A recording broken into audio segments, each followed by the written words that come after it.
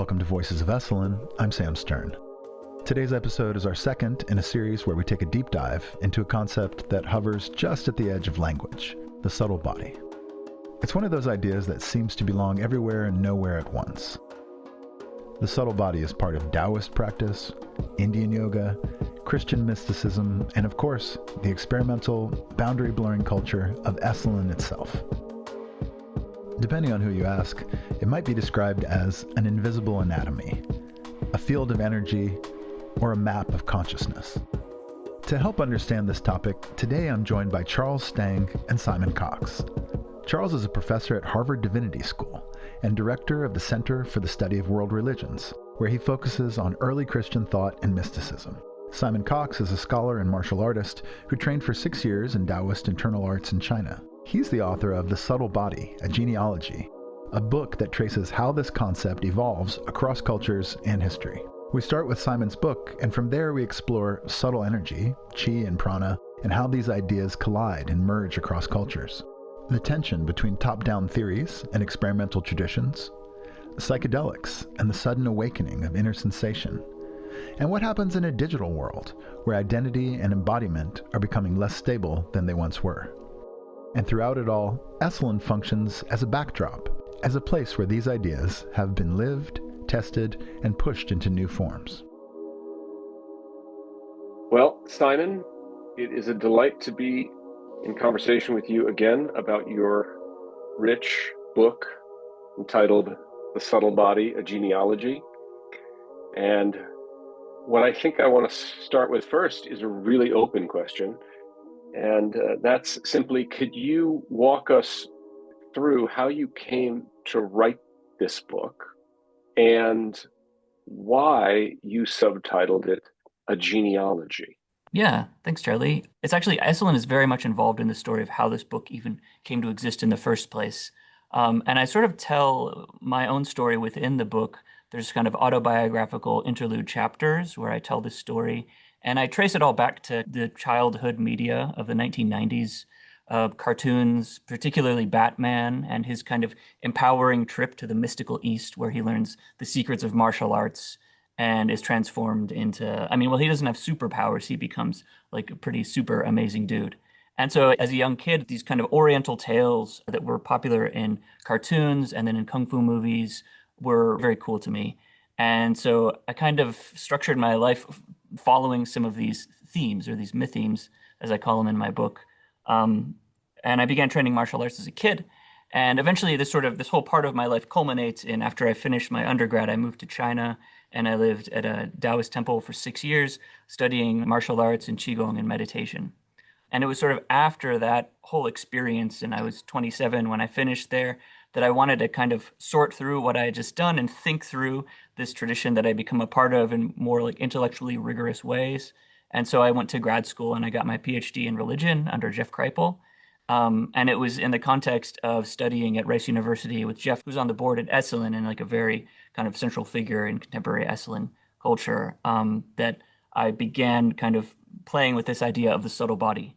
And so Jeff invited me one of these, the Center for Theory and Research has these symposia, and he invited me to one that was themed on super saints and bodies of light. And so for that, I wrote a little, what I considered a preface to what I wanted to write about in my dissertation, and I called it A Genealogy of the Subtle Body. And it was like a little 30-page paper. And then after that, Jeff, he was like, that paper was great, just make it 10 times the size. And so I did that, and that became my dissertation. And so it deals with this topic of the subtle body, which kind of shows up in Batman and martial arts stuff, of these channels of energy that go through your body. It's relevant to Batman because it's the touch of death comes from a deep understanding of this kind of subtle physiology. That's a sort of a mythical trope from classical Chinese, well, really from Hong Kong and Taiwan cinema, but then back into Chinese theater and Chinese novels. It's a kind of mystical trope that dates back all the way, like the touch of death itself, it probably goes back about 1,000 years in Chinese literary context. But the kind of the subtle physiology that's part of that is just like a huge part of Daoist practice and Chinese medicine. And so that's what I started wanting to explore from a kind of more historical perspective. Right. So I recall from the book, right, there's a kind of autobiographical thread through the book, and then the chapters move through the history of the subtle body, or rather genealogy of the subtle body. And at the end of the book, the kind of autobiographical and the genealogical merge. I'm wondering if you could say a little bit more about the genealogical, that is to say, the chapters themselves, because if I'm not mistaken, the genealogy begins with one really important ancestor, namely Aristotle. And so I'm hoping you could just say a word about Aristotle and the other Greek philosophers who sort of framed the book. Yeah, so this is a really interesting thing that I found in beginning to write this book and deal with these concepts in Western academia after I came back from China. Because I was living in a Chinese place. I was speaking Chinese, I was reading classical Chinese, and all of the categories were, of course, in Chinese. We were talking about qi and jing and shen and these different sorts of things. But when I came west, everybody was like, oh, you're talking about the subtle body. But then in deeper conversations with people in grad school, I found what people were using as the term subtle body in the West actually had very little resemblance to what the stuff that I was studying in China. And I'm like, well, why are people using the word subtle body to refer to this stuff when what they're thinking of when they use this Western term subtle body is actually really, really different from a kind of classical Chinese context? And so that's when I dug into this term subtle body and I trace it back to its very first place it shows up, which is, well, the first place technically the English term shows up is in the late 1600s, the Cambridge Platonist Ralph Cudworth, but he's translating a term out of Aristotle, Summa Leptomeres, from Aristotle's, maybe one of his most central works on the soul. De anima is in kind of usually how people render it in Latin. What I do in the book, I begin from this classical Greek context and I trace it into Neoplatonism and then into the Renaissance and then into the first Westerners translating Sanskrit texts and Orientalism of the 18th and 19th centuries. And I trace what I call the expansion of the semantic range of the term. So at first is a very technical philosophical term from Aristotle, but then over time, people began using it to apply to things that are broader and further afield. They began looping in all these Sanskrit concepts in the 1800s, and then Tibetan stuff in the late 1800s, and then finally Chinese stuff in the 20th century. Carl Jung brings this into it. So it begins with a specific thing, and then it kind of just flares out to this term that has all kinds of different things captured under its aegis, whether those things actually are the same thing or not. And so I'm telling the story of this expansion of this idea. And yeah, for you, Charlie, like your specialty, it's this classical late antique context that probably resonated most with you as you were reading it. And so it begins with Aristotle, but then it's significantly picked up by the Neoplatonists, particularly in the kind of Porphyry and Iamblichists, who were bringing in more ritual dimensions to Platonic practice in late antiquity. So the genealogy starts in antiquity, as you've just said, and then there's this long break in the genealogy until the early modern period where these Brits, these Cambridge Platonists, take up the concerns of antiquity. And then the book is really interesting, or the genealogy is very interesting because it shows how this concept of the subtle body goes global.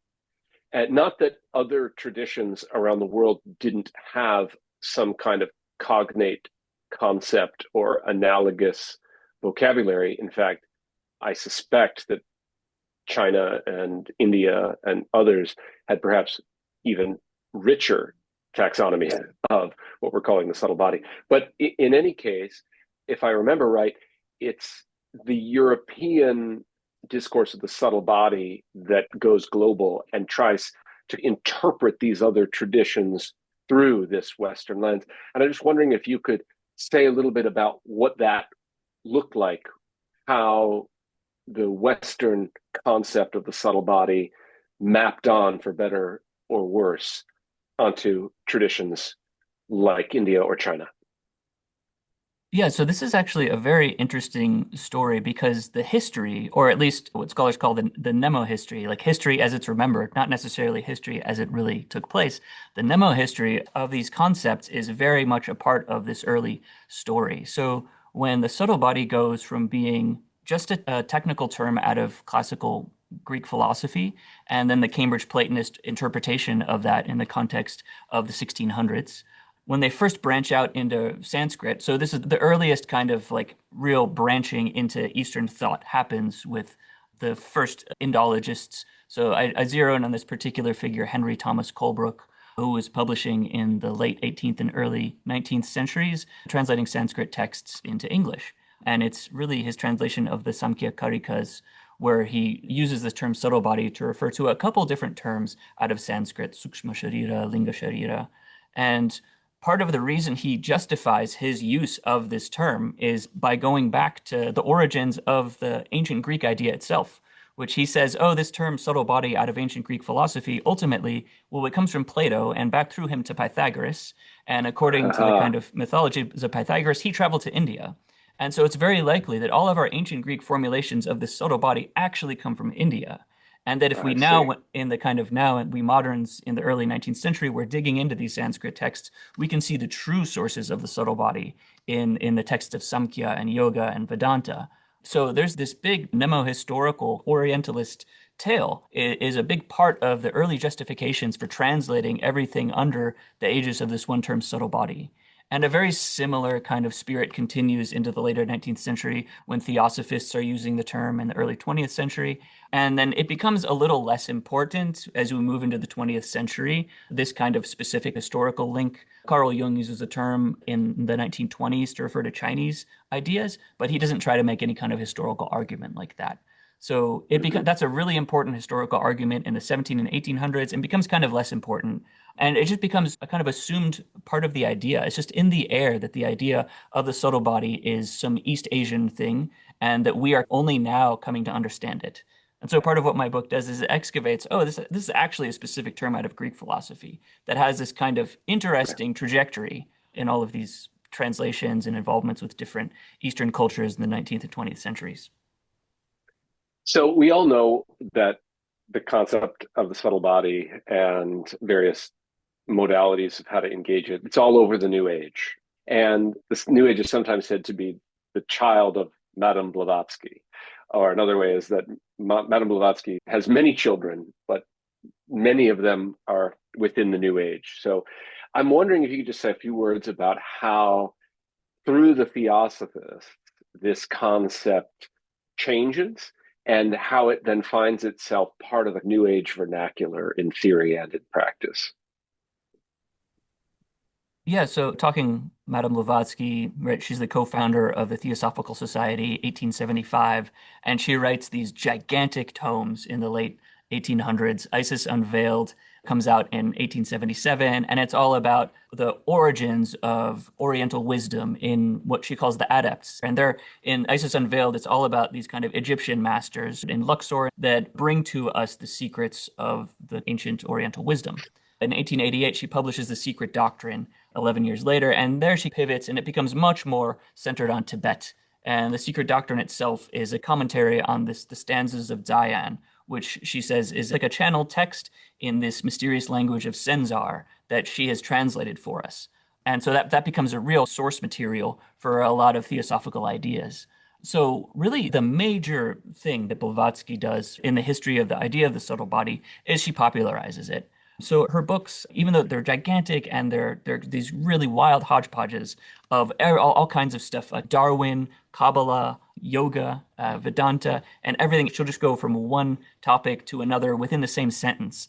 And this, I mean, I love them. I had a really good time reading these when I was working on my dissertation, but it's amazing to imagine that they actually sold like hotcakes. So the early print runs sold out of these things. But while that was happening, she was completely ignored by academia. No one in the fields of what they called Indology at the time took her seriously, or in the early developing field of Tibetan studies. And so if you look in the earlier parts of my book, it's very highly educated people in very elite spheres using this term subtle body. Yeah, that's true in antiquity, and it's true into the Renaissance, and then into the early fathers of kind of Indology. And what Blavatsky does then is she actually mines a lot of this more technical scholarly literature and then produces these volumes that have massive public appeal. And so, yeah, I think that we could say that the New Age is a child of Blavatsky insofar as she is the person that brings a lot of these stories actually that were in the footnotes of Indological and philosophical volumes and brings these stories into, kind of breathes popular life into them. Well, you know, I'm fascinated by the figure of Blavatsky and how she changes the face of American religion and spirituality, well, global religion and spirituality for that matter. maybe this is the time to pivot to a question about your book that you've heard me pose to you before, so it'll come as no surprise. And that's the fact that your genealogy, as we've discussed, it starts with Aristotle and the Neoplatonists. And that's the kind of lens, that's the kind of conceptual lens with which you see the subtle body. And as a result, as we talked about, essentially the genealogy leaps from antiquity or late antiquity all the way to the 16th century. And naturally, I was reading this and thinking, what happens in between or alongside those centuries, especially in the West? And so my question to you is, if we were to dispense with the phrase subtle body, which comes from Aristotle, and instead think about it not as a phrase, but as a concept, and let that concept drive our inquiry, where might we see the subtle body operating in traditions closer to the kind of Euro-American tradition of the Abrahamic religions, so-called? So Christianity, Judaism, and further afield Islam. Do we see the subtle body outside of an Aristotelian and Platonic conceptual framework? Do we see the subtle body in these traditions? Yeah, so this you're zeroing in on the main, we might say like flaw in genealogy as a method, or at least the way that I'm using it. Part of why I chose genealogy, to get back to one of your earlier questions, was because there's not really a specified way of doing it. It's this like semi-sketchy term that kind of Nietzsche used and Foucault used, and a couple people have done things with it, but really it's a pretty broad mandate to do whatever you want. And so when I was in graduate school and I was going to write a book, I was like, well, I want the most freedom. So I'm going to choose this sort of thing because it doesn't really have defined parameters. And so the way I chose to do it actually was a kind of a pretty conservative way. And so I just wanted to go back to a very specific word and trace that specific word through time and history. And so when you do that, you kind of blind yourself to a ton of surrounding context. And that is particularly glaring in the case of late antiquity into the medieval period. Because, yeah, as you know, Charlie, in the early parts of the book, I began from Aristotle, but then trace it really to this concept of the okema, the vehicle of the soul or spirit vehicle of the Neoplatonists, okema pneuma. And I traced that through late antiquity. And there's a really cool arc with it, actually, that it terminates in this character, John Philoponus, who begins his life as a student of Proclean Neoplatonism. And he's talking about the okema pneuma, but then he experiences a conversion to Christianity and in a later part of his life. And then the later works, he declares the okema to be an incredible myth, is the term he uses for it. And really, after him, the term drops out of philosophical vocabularies as we get into the 7th and 8th centuries. And then it kind of, okema pneuma vanishes. It shows up in an encyclopedia, a Byzantine encyclopedia, the Suda from the 11th century. And then it doesn't really resurface again until Ficino in the Italian Renaissance. So that's a story we tell when we have this really, really nearsighted focus just on a word. But subtle bodies, of course, as we'd use them now in Esalen and kind of in the 21st century, it's not just a word, it's a concept. And it's not just a concept, it's a kind of lived reality for people. And so if we broaden our interpretive framework and our range, we'll see that this concept was central. This is something that the Theosophists really point out. They love going back to St. Paul and pointing out the presence of the subtle body in St. Paul. And Clement of Alexandria is another favorite of the kind of second generation Theosophists, Charles Ledbetter and Annie Besant. And so they go back and point out these subtle body narratives that were there all along in the Christian tradition.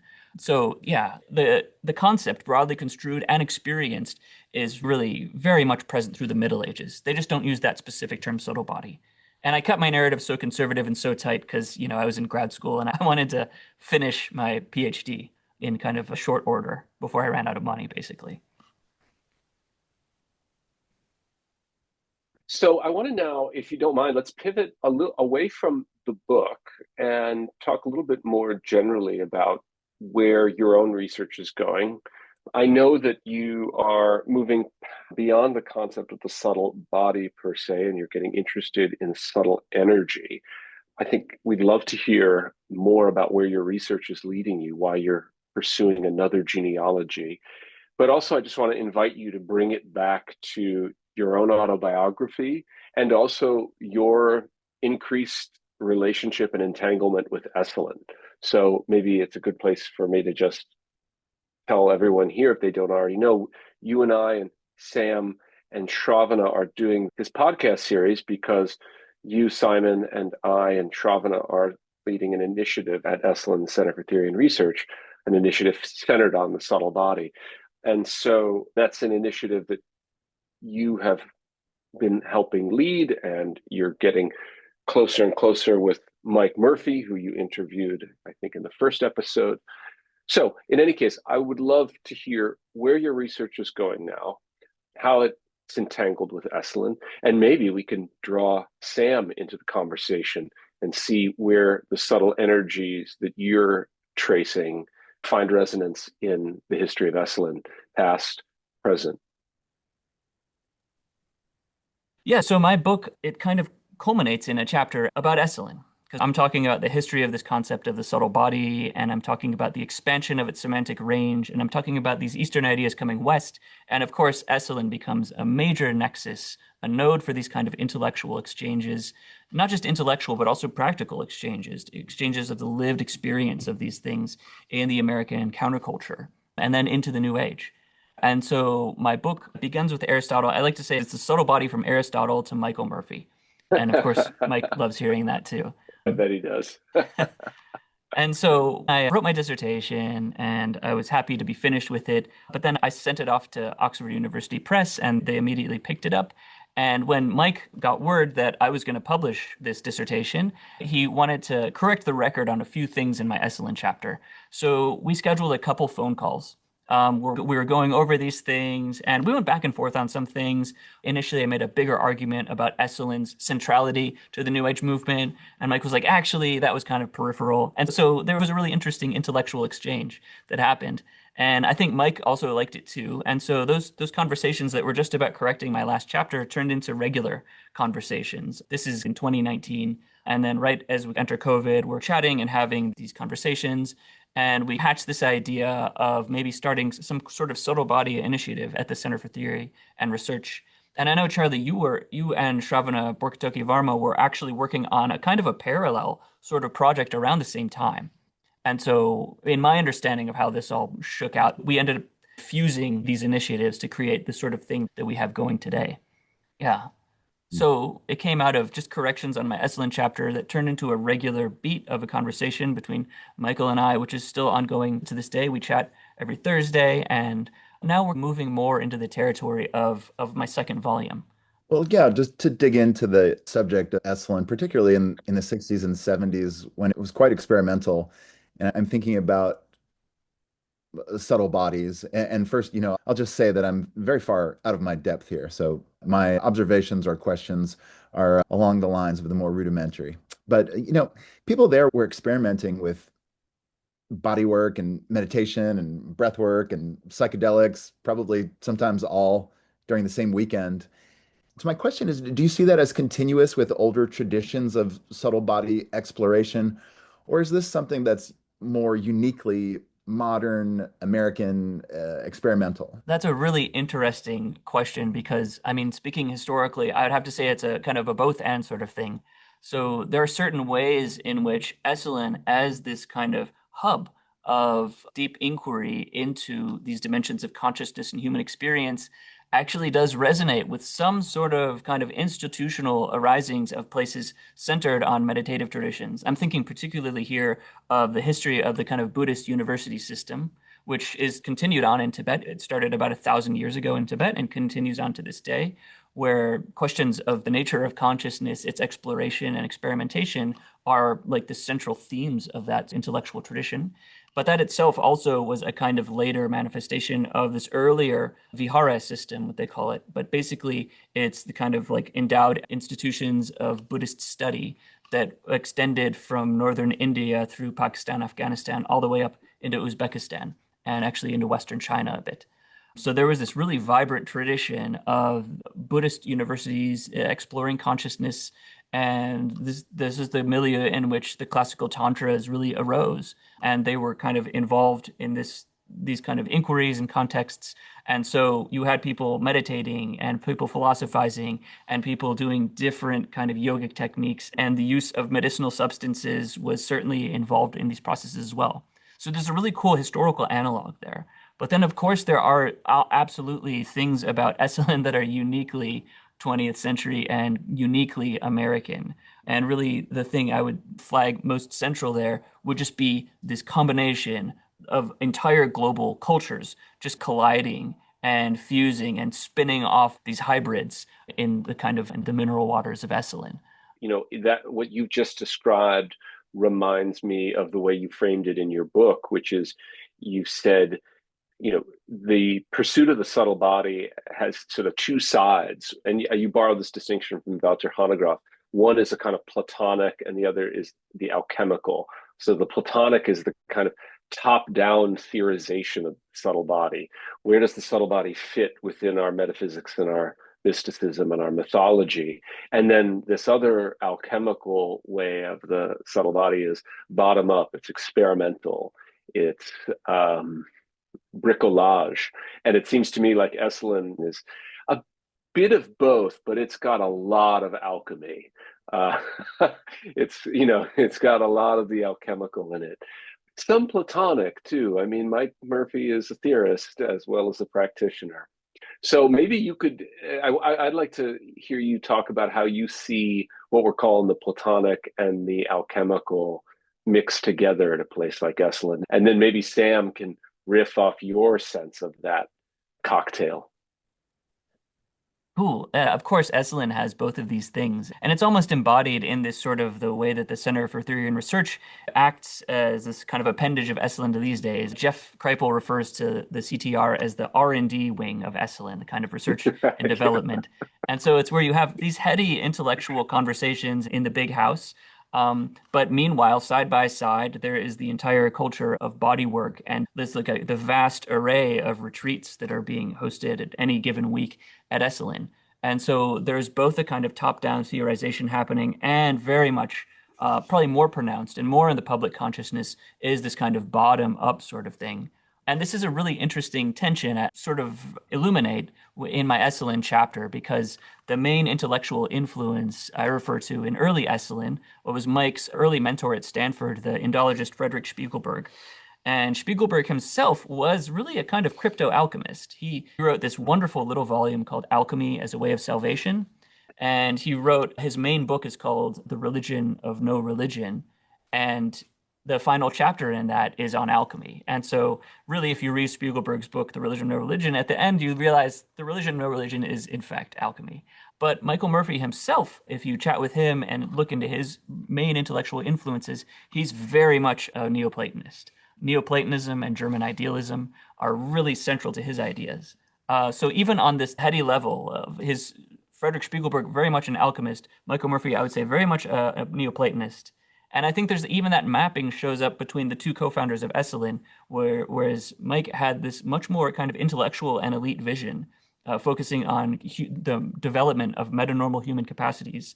And then his co-founder, Dick Price, was coming out of a very traumatic experience of the whole psychotherapeutic context of America in the 50s. And he wanted to create a new place where you could just heal in a better way. And he called the early Esalen the Rorschach Institute or the Inkblot Institute, and he referred to it as a space of maximum availability and a minimal coercion. And so even between the two of them, they embody these two tensions within Esalen. What comes to me is the work of Dick Price at Esalen. He was well known for having sort of evolved the Gestalt work that he initially studied under Fritz Perls. So, of course, Price goes through these horrible shock treatments when he was institutionalized during the 1950s after having a psychotic break. And he was really instrumental, along with Michael Murphy, of course, in shaping Esalen as this place that could be an alternative towards modern psychiatry and modern psychotherapy. And the way that humanistic psychology flourished at Esalen was extraordinarily notable, but in its first iteration with Fritz Perls, it wasn't necessarily kind nor gentle. It was effective. But Price notably sort of studies at the feet of Pearls. And when Pearls leaves, he begins this more subtle form of Gestalt work. And recently, I spoke to Chris Price, Dick Price's wife, and the way that she spoke about his work was that he was so very much in his body, in a meditative space, in a state of extreme patience while he was holding these groups that he began to facilitate in the early 1970s and did up until his death in the mid 1980s. And I'm just wondering if there's a space for the subtle body within that Gestalt work, influencing the trajectory of his work. Well, that's really cool. Thanks for that. I hadn't really heard that framing before of Dick's kind of inheritance and sort of softening of the kind of Gestalt stuff of Fritz Perls. I'm actually halfway through. I just recommended this to Charlie the other day, actually, halfway through Fritz Perls' memoir, In and Out of the Garbage Pail, which I highly recommend to anyone. It's wild and hilarious, and he's got great style. But yeah, I mean, in those early days in Esalen, he's talking about the early kind of Gestalt encounters, and there's a physical altercation like every 10 pages in the book. So yeah, it started pretty rough and tumble. And Fritz, yeah, he really was coming out of, he himself was analyzed by Wilhelm Reich, of course, who was a student of Freud. And Fritz, he talks about the one time he met Freud and what a massive disappointment the whole thing was. But he was coming out of that very sophisticated, like Viennese psychotherapeutic context. And so he himself, and this is something I was turned on to this actually with a recent conversation with Mike Murphy, who was talking about how Fritz was someone who he himself was really challenged by his own mystical side. And so Mike said, if you listen to the words says or look at the things he wrote down, he's very like analytical and intellectual. And so he spoke an intellectual persona, but he lived a deeply mystical life. And Mike kind of related a few basically like Satori experiences in Fritz Perls' life.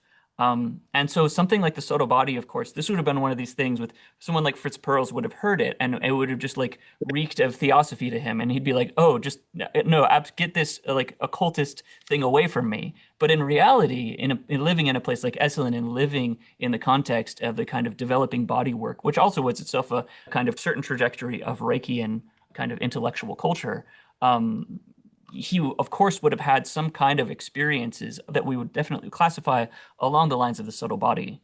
So I see that as kind of part of what I'm sort of trying to do is scholars can write about these things and just dunk on them and be like, oh, this is kind of flaky, California spiritual, like people who don't know anything. But then they write from like some Marxist perspective or whatever. But so I'm trying not to do that. I want to write like very honestly about these things but also with very high levels of intellectual erudition. And so I think that's really what Michael Murphy is trying to do kind of in bringing together this sort of public side of Esalen and the more theory and research side is to have both of these things illuminating these inquiries, both the intellectual and the experiential. But yeah, as far as Dick Price goes, it sounds like you would be more of an authority on how this sort of thing would have shown up in his own work. Do you have a sense of that, Sam? Like the subtle body in Dick Price? Is this a thing that you've ever really thought of before? Well, I haven't really thought about it deeply, but it begs the question of how does the subtle body, an awareness of it, an exploration of it, even if not in those terms necessarily, how does that influence the way that someone shows up in their body or way that someone shows up as a quote space holder within a context where people are engaging in personal transformative work?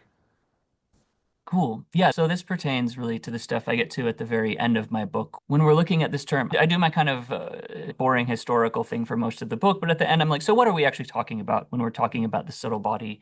And I theorize that all of these different formulations of subtle anatomies, whether the Daoist alchemical body in China or the Indic yogic bodies, or even the syncretic theosophical bodies, I posit them as different ways of being in the world, or as I frame it in the end of the book in slightly stronger language, gateways into other realities. And I feel like nowhere is that treated with more generosity than at Esalen, where, to quote Michael Murphy again, another day, another Dharma, you have different leaders, different gurus coming every day and pronouncing their own visions, and people sitting and entering into those experientially, not just intellectually or vicariously, and just experiencing the plasticity of the body and of different ways of being in the world. And so really I see the subtle body as a kind of an indicator, an opening of like there are other ways to be, specifically to be in your body, but also just to be in general. Yeah, can I jump in on that, Simon? I think one of the things I found most interesting and even thrilling about the end of your book is that you get away from this common understanding that we all appeal to at times, the idea that maybe the subtle body or something else, but in this case, the subtle body is like the elephant of the old fable that a bunch of blind men are trying to describe by touching different parts of it. And so, okay, maybe India sees this and China sees this and the Neoplatonists see that. But underlying that is the sense that the subtle body is one real thing that different humans have perspectives on.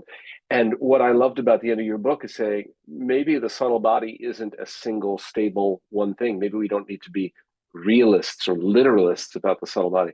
Maybe we are summoning into being different subtle bodies. These different traditions are actually inviting us into different embodied possibilities. And we don't need to lay them on top of one another and create a kind of master key, but instead we can just hold them as different embodied possibilities. I wonder if you could just say a little bit more about that. Yeah, that was a really great summary, Charlie. That's exactly what I'm saying. So I kind of juxtapose these kind of two poles of how subtle bodies are generally thought of in kind of Western culture in the present day. And on the one side, I had the sort of biomedical body, that all of these different subtle body maps from different cultures are just kind of proto-scientific attempts at understanding the body, which we now do understand better than anyone ever has. And that the chakras can be reduced to like the kind of myofascial networks or distribution networks of stem cells or something like that. The sort of biomedical reductionist readings of the subtle body on the one hand. And then on the other hand, I refer to as the kind of New Age all-in-one theory, which is exactly what you just articulated, that whether you're looking at Kabbalistic renderings of the subtle body or Indic or Chinese, they're all just the blind men and the elephant. And really, at the end of the day, there is just one subtle body. And if we piece together all of the images from all the cultures throughout time, then we'd have a better view of that. And neither of those alternatives was satisfactory to me, intellectually or experientially. And that's where I kind of dig into this kind of ontological pluralist literature. And I use kind of highfalutin French theory and stuff like that in the end of my dissertation to talk about this. But you don't need to do that. I was just doing that because that's what you do in grad school. You can speak of this in very plain terms. And to be entirely confessional, the view that I articulate at the end of my book is the basic view of the kind of Daoist alchemical tradition that I was training under in China.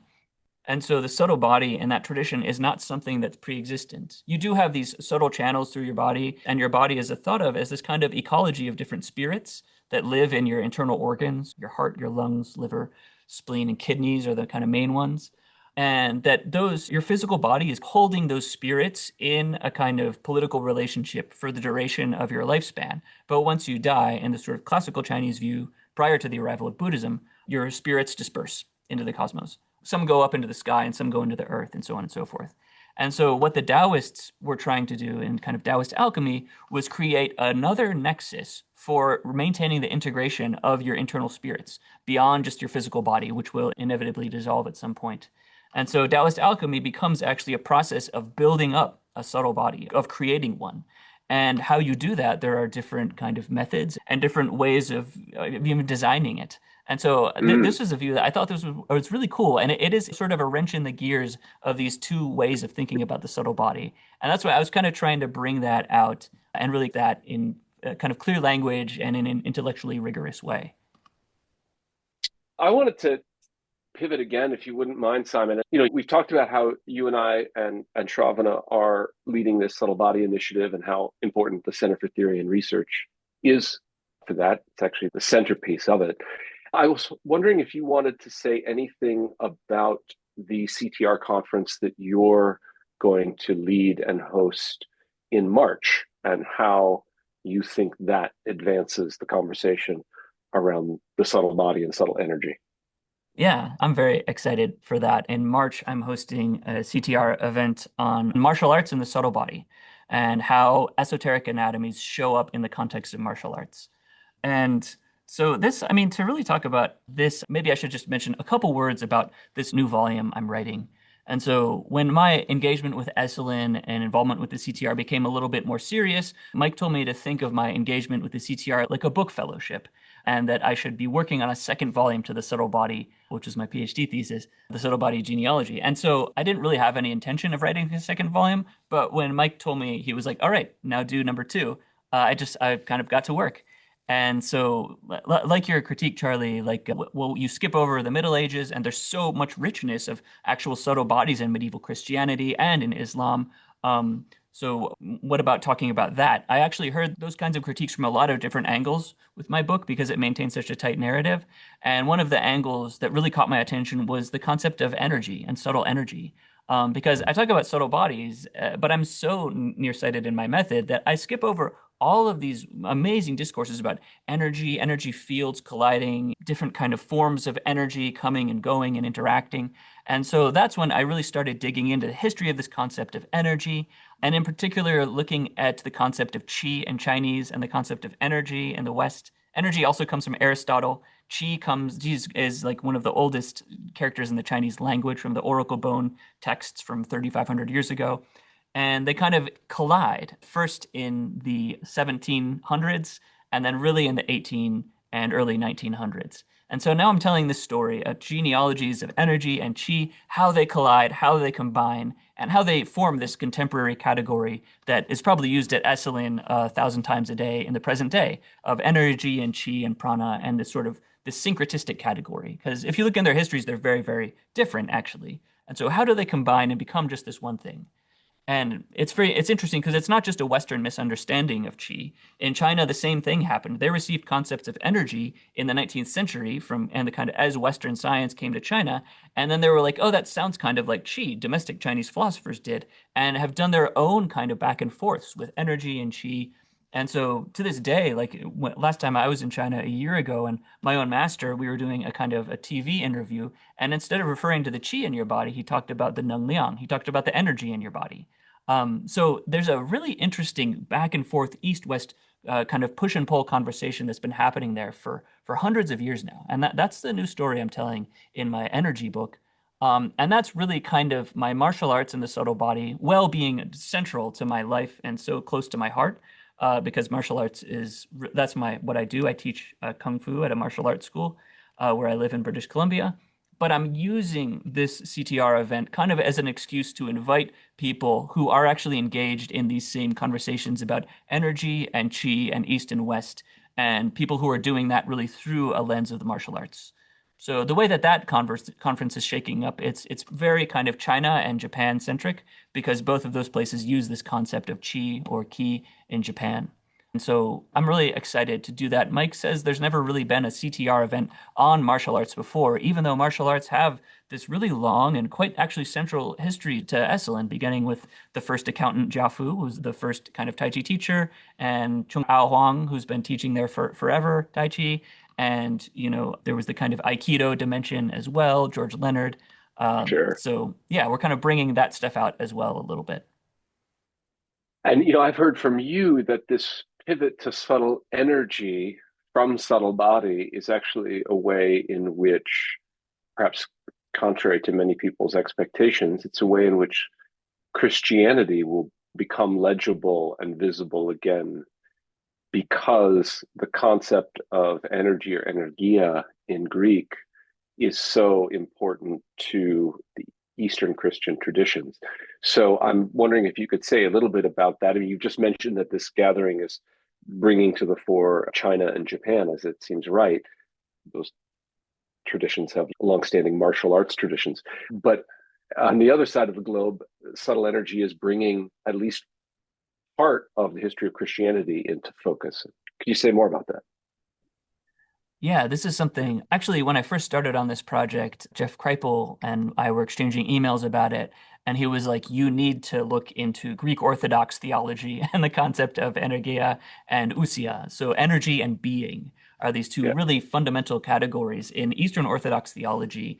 And there's an incredibly robust dialogue about these all through the Middle Ages up into the Renaissance, the 1400s. So, this is one of the cool things about doing this book that's dealing with the genealogy of energy and of chi, in very great contradistinction to my subtle body book, where there was only one scholarly volume on the subtle body before mine. It was a kind of edited volume of compilations of different chapters on different facets in the subtle body. A really good resource, but it was just that one book, the subtle body in religion in Asia and the West, I believe. When it comes to energy, there's a huge amount of scholarly literature, and people have already done all of the kind of hard work, really. And so there's a great book called Aristotle, East and West, that's basically a history of the term energeia from Aristotle to the 1400s. And it traces it all the way through the medieval Christian renderings of this kind of energy and being. And this really, the kind of late antique and into the Christian medieval context, is really where energeia goes from being a kind of concept that means more like a different kind of a form of action. Actually, one of its earliest translations is actus, like act. That's kind of what it means in Aristotle, to like do something you do or the potential to do something, but it turns into a kind of like a quality of which you can have a store and you can use and take back. That is a kind of Neoplatonic and medieval Christian change in the concept of energy. So you can really watch in the kind of late antiquity and early medieval period how energy takes on the form that we use it in the modern day, where you can have a kind of store of it and use some of it and bring some of it in. So this they still don't have the concept of a field. That doesn't arise until much later. It's really kind of Michael Faraday actually creates this Hmm. concept of a field. There are no energy fields prior to Faraday, which is something I found so it kind of blew my mind. And so yeah, that's really a topic I'm very much exploring, and I'll definitely articulate in my book. And so yeah, it really does bring these subtle body dimensions and experiences within Eastern Orthodox practice and theology back into focus, and shows that there's this vibrant continuity of this kind of mystical stuff in Christianity through the Middle Ages. So, I wrote my first book on this figure, Pseudo Dionysius the Areopagite. Probably this is a portion of our transcript which we may not choose to share with the world, because not everyone will want to hear me ever say the word Pseudo Dionysius the Areopagite again. But here I've already managed to say it twice. But this is a 6th century author who is famous for inaugurating negative mystical theology in Christianity, but also famous for having coined the word hierarchy. And he believes the church is a hierarchy mirroring the hierarchy of the angels. And I mention that because his view is that through the church hierarchy, as through the angelic hierarchy, so through the human and the celestial hierarchies, there runs a certain energy. And that energy is simultaneously light and love. And that energy is, in fact, Christ. Christ is the energy that moves through this hierarchy. So it's a very interesting, energetic Christology. He's not particularly interested in the life of Jesus the Christ. He's not particularly interested in the cross. He seems to think that God became incarnate in order to be this kind of light energy that moves through the church and the angels. And insofar as that text, that set of texts, that figure is a fuel cell for Eastern Christianity, you see that kind of energetic Christology developed all the way up to the Palamite controversy in, I believe it's the 14th century, the so-called hesychasts, which I think is what you're referring to. So I'm not deeply familiar with the whole history of it, but some of the early chapters of it. And just hearing you talk about it makes me think I would like to go back to some of the earlier sources in Eastern Christianity and see where energy is working. The distinction between ousia and energia goes back at least to the 4th century in Christian theology, maybe earlier. I don't know. So I guess what I'm trying to say is you're making me look at sources I thought I knew well with a new lens. And that's the sign of a good research project. Cool. Thanks, Charlie. Yeah, you just made Pseudo Dionysius sound incredibly modern, actually, in this kind of Christ and energy rendering. So that's a really cool way of putting it. We have what's Bruno Latour? We have never been modern. What Yeah, is the phrase? yeah. That's it. We're we're still in the 6th century. I have I have two questions that I would love to contribute. Because psychedelics came to mind, Simon, as you were speaking, and for many, psychedelics represent this potential initiatory experience where one really can feel something like a subtle body, maybe for the first time, and whether that's sensations moving through channels or waves of energy that suddenly seem more real than skin and bones. How do you think that the psychedelic experience has shaped the Western imagination of the subtle body?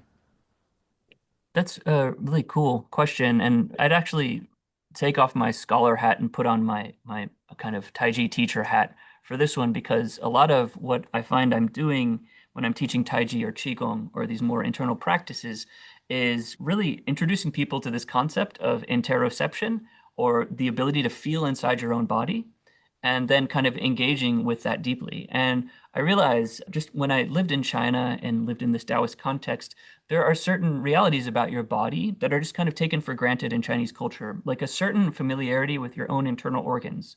It's not even particularly Taoist or even particularly medical. It's just a kind of assumed part of Chinese culture. This awareness of your kidneys and an awareness of your liver, these sorts of things, which were definitely particularly important in the Taoist context in which I was living. But there's a different, like a way of thinking about feeling your own body. And I realized that I think that in our culture, our kind of Western, I haven't really sorted through this as an historian, but there's probably something Protestant about it. There usually is. There's really a kind of a poverty of interoceptive sensitivity of like, even when I tell people, oh, just feel inside your body, they're like, you can do that? Like, can you actually do that? Are you just making this up or are there actually nerves here? And there are nerves there. You can feel inside your own body.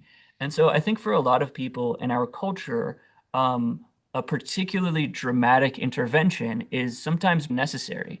And so, like a tab of acid or a couple grams of mushrooms does a pretty radical biospiritual alteration of your organism and a rearrangement of things.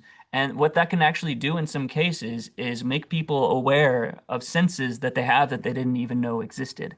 And in particular, when it comes to this concept of the subtle body, is this kind of interoceptive sense. Like my own teacher in China talked about how there's all this talk of the third eye and all of these different texts. What the third eye actually is, he says, is the ability to feel inside your own body.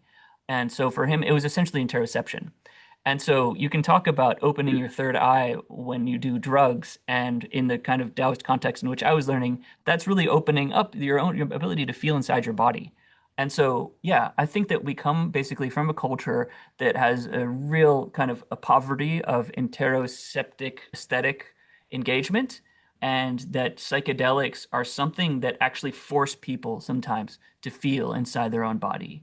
And so, like when I'm teaching Tai Chi, if we do the form a few times, we'll be in a standing meditation, and I'll kind of prompt everyone in the room. I'm gonna be like, pay attention to your breathing, the flow of your blood, the pressure of your blood. Can you feel your heartbeat without taking your pulse?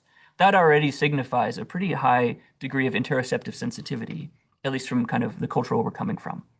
So I think that it was inevitable that these sorts of things will be tied in our culture with the subtle body, and that yeah, it would definitely shape how people think of these things. And I mean, Esalen is a kind of home to a lot of kind of this sort of mysticism as ecstasy and of like peak experiences that you go down on the weekend, you have a peak experience, and then you can go back to your normal daily life. This is a kind of a famous kind of critique of this sort of like weekend warrior spirituality kind of stuff. And psychedelics really facilitate this sort of thing to go and have a really dramatic experience. But when you're socialized into a tradition of subtle body cultivation, whether it's Chinese or Indic, or you might say even theosophical or certain kind of new age things as well, if it's a kind of continuous tradition, you realize that subtle body isn't just about peak experiences. It's this engaging with the body in a continuous way and the development of a kind of internal sensitivity. Love that. I wonder for the next generation coming to Esalen, which is, of course, people raised in a digital world, what you think subtle body exploration will mean to them. You, like me, are a bit of a creative technologist, and here we've done a deep dive into history, and I can't help thinking about the future, and of course, AI. So AI at this moment in late 2025, when we're speaking, it's this disembodied pure cognition or pure math algorithm. But increasingly, there's this mystery to it. And that sort of reminds me of the mystery that is wrapped up within these conceptions of the subtle body. We're wondering aloud if AI has consciousness or if it will develop consciousness, for instance. And so I guess the question that I'm posing to you is, do you think that it's possible that the subtle body perspective or subtle body practices could extend into digital relationships? Wow, that's a huge question. I'd love to get Charlie on board for this one too. But yeah, I mean, I think there's something really unique that happens in an online space. And for like so-called digital natives, I was born in 1986, so I just missed the boat on being tapped into digital spaces my entire life. So I did have this like an analog childhood that gave way to the digital world of my kind of teenage years. And then in my 20s, I left it all behind. I went to a temple in China and I lived a beautifully analog lifestyle. And I've found just personally in my life, the more analog I am, the happier I am. But that doesn't necessarily go for everyone. And so there are certainly the young people today are born into these online spaces. And when you're online, there's a kind of an old meme that like when you're on the internet, nobody knows that you're a dog, and it's like a picture of a dog at a keyboard. But it's really true. And when you're online, we are actually when you're really, really online, you become a kind of sexless avatar floating in this digital space. And what that becomes is there's like an absolute, almost an existentialist kind of freedom to what you can create from that kind of null space. And so I think that's really changing the way that people are and think of themselves in their own bodies. And I think in both, like everything, there's light sides and dark sides to this. But I do think there's a kind of a liberatory dimension to being entering online space and being existing kind of outside of your body, at least intellectually, for brief periods of time. Then you kind of come back into the body. And right now, our culture is not particularly good at negotiating this excarnation incarnation dialectic that we've tossed all of our young people into. And then maybe when you're back in your body, you're like, this isn't, I'm not, I'm feeling anxious and I feel weird. So I do think that we've given rise to a new kind of dialectical relationship between being a kind of disincarnate intelligence in an online space where you can be completely free to select whatever you want to be. You can be a giant penguin in a VR chat room, or Ronald McDonald. But then you're back in your body and maybe feeling all of the weirdness involved in that. And so I think that something like the subtle body actually could be like almost a key therapeutic category for this sort of future where we're negotiating a completely excarnated digital life and then just the thoroughly incarnated analog world in which, some kind of Silicon Valley technologists are trying to help us escape from that. But I think that they've got it all wrong, man. I'll jump in and say, well, first of all, Simon, you laid it out beautifully. And I agree with you that I am happier when the more analog I am, the happier I tend to be. And I tend to think that insofar as the digital world allows us to temporarily transcend our bodies and thereby perhaps our identities, that if that transcendence, if we think of that transcendence as possibly neutral, practice, it tends not to be neutral. That is to say, it seems for reasons I don't want to speculate on that when we are freed of our embodied identity and we act liberated, what tends to come out is the worst in us, not the best in us. I'm very chastened by what happens when people online feel stripped of the kinds of connections that they normally feel to people, kinds of responsibilities, responsiveness that they have. And I don't spend a lot of time in online forum, but of course, we all hear stories of what's what happens. Chat rooms, comment sections. These are the places where, if these are our subtle identities, then I think we might really want to steer away from those subtle identities. And maybe that gets us back to the ambiguity of subtle bodies. Um, Simon, you've heard me talk about how I'm interested in the subtle bodies of intermediary beings. Some of these subtle bodies and our own subtle energies, they seem to invite the demonic. And so, if the premise of Sam's question is right, that the digital is one possible path of subtle bodies, subtle energy, and what I was calling subtle identity, it might also call us to be extra discerning about what we summon in ourselves or from outside of ourselves into ourselves when we enter those new subtle spaces. Just, ironically, you could say, by entering into a subtle space, we seem we seem to become incredibly coarse. Yeah, there's more than one kind of traditional cosmology in which being in the body and being incarnated is kind of to be safe. And that when you leave, or some kind of part of your soul, like as kind of a spiritual egress outside of your physical body, you are exceptionally vulnerable to all manner of not necessarily well-intentioned intermediary beings. I just wrote an article actually for Transformation and Transcendence database on the subtle body, and I kind of zoomed in on, I did a subtle body in Chinese context, in Indic context, and then in Nahuatl context, kind of Aztec subtle bodies, and then the Zhuhuanzi, or the Kungsan, the Kalahari Bushmen as they used to be called. And particularly the Kalahari, the Aztec, and the Chinese bodies have this kind of dimension about them where there is a certain, I refer to it as a kind of spiritual paranoia in the best of terms, in the Daoist stuff. And there are all kinds of protocols for protecting yourself, meditative practices, for creating a kind of shell to prevent against these kind of infernal intermediary forces. And so that's another place where I think kind of the way that New Age culture has developed in the US and kind of Euro-American culture, there's an incredible like naivete that people bring to some of these things, and that isn't there in traditional cosmologies. Traditional cosmologies are, for the most part, like very, very risk averse when it comes to these sorts of things. And that certainly applies to psychedelics, but it also just applies to different kinds of subtle bodies, practices, and protocols. And so, yeah, if you take this framing that we've just been talking about and imagine online space as a space where there's some part of you that has excarnated, left the body, and it's floating there now, and who is it? What's it engaging with, and how vulnerable is it? And yeah, I mean, when you then bring in these kind of like occultist discourses that are flowing through Silicon Valley, where people are literally trying to bring into being kind of essentially intermediary super intelligences that they believe will have the power to move stars and things like that, it gets pretty spooky. Yeah. Wow.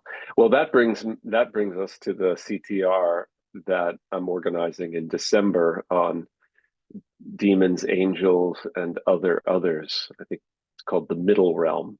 And that's at the point you made, Simon, I think is spot on. That on the one hand, I'm trying to recover an interest in these intermediary beings and our ability to communicate and navigate amongst them. But there is a wisdom in these longstanding traditions that all of whom know that dealing with the middle realm, the middle register, and intermediary beings requires great care, caution, discernment, and preparation.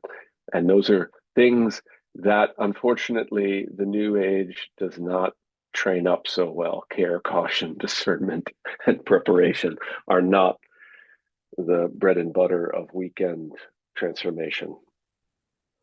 Yeah, I mean, it runs counter to a kind of love and light discourse, you might say. That, Yeah. but light always casts a shadow, and it's good to be aware of it. Amen. Amen. Well, Sam, thanks for those two questions. Yeah, Those got Simon those are really awesome. rolling. Great. Yeah. Thank you guys Yeah. both for this awesome conversation. I feel like I've learned so much. Really appreciate the rigor and the depth that you've brought here. Cool. Thank you, Sam. Thanks, Sam. Thank you. Thank you for listening to Voices of Esalen. Today's show was produced in conjunction with Shira Levine. It was edited by Simon Cox. Our theme music is by Nico Holloman. Until next time, be well.